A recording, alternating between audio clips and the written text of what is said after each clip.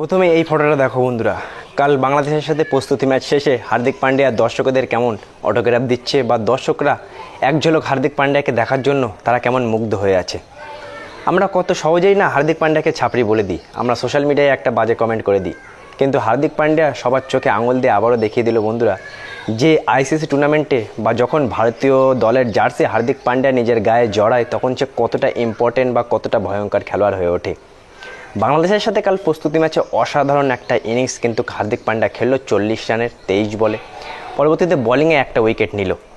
আমরা জানি মুম্বাই ইন্ডিয়ান্সে তার এই বছরটা খারাপ গিয়েছে, আমরা জানি যে তার পারিবারিক একটা সমস্যা চলছে তার স্ত্রীর সাথে, আমরা জানি সোশ্যাল মিডিয়া বা গোটা দুনিয়া তার এগেনস্টে দাঁড়িয়ে আছে, কিন্তু আবারও একবার আমি রিকোয়েস্ট করব ভারতীয় ক্রিকেট ফ্যানদের বন্ধুরা, হার্দিক পান্ডিয়াকে তোমরা সাপোর্ট করো। এই খেলোয়াড়টা যখন ইতিহাস সাক্ষী আছে, যখন আইসিসি টুর্নামেন্ট বা ভারত কোনো আইসিসি বড় ইভেন্ট খেলে তখন কিন্তু হার্দিক পান্ডিয়া রোহিত শর্মা থেকে ইম্পর্টেন্ট প্লেয়ার হয়ে উঠে আসে, যেটা বরাবরই কিন্তু বন্ধুরা আমরা দেখে আসছি। তার কারণ রোহিত শর্মা কালকে পারফর্ম করতে পারেনি, আইপিএলও পারফর্ম করতে পারে না, টি-20 ওয়ার্ল্ড কাপে তেমন করে রোহিত শর্মার পারফরমেন্স কিন্তু নেই। যদি আমরা হার্দিক পান্ডিয়ার বিবেচনা করি পারফরমেন্স, হার্দিক পান্ডিয়া কিন্তু যখনই ভারতীয় দলের হয়ে খেলে আইসিসি কোনো টুর্নামেন্টে তখনই কিন্তু সে অনেক ভালো করে। কালকে 3 বলে 3টে 6 সেই পূর্ণ হার্দিক পান্ডিয়ার ঝলক কিন্তু আমরা দেখে নিয়েছিলাম বন্ধুরা, যেটা দেখে সত্যি কথা বলতে খুবই ভালো লেগেছিল। আর আমরা এটা চাইবো যে হার্দিক পান্ডিয়া যাতে অনেক ভালো কিছু করে বা তার ফ্যানদের খুশি করে। আমরা তো সবসময় এটা বলতাম যে হার্দিক পান্ডিয়া আমাদের ভারতীয় খেলোয়াড়, তাকে ট্রোল করা, তাকে বাজে বাজে কথা বলা এটা একেবারেই উচিত না।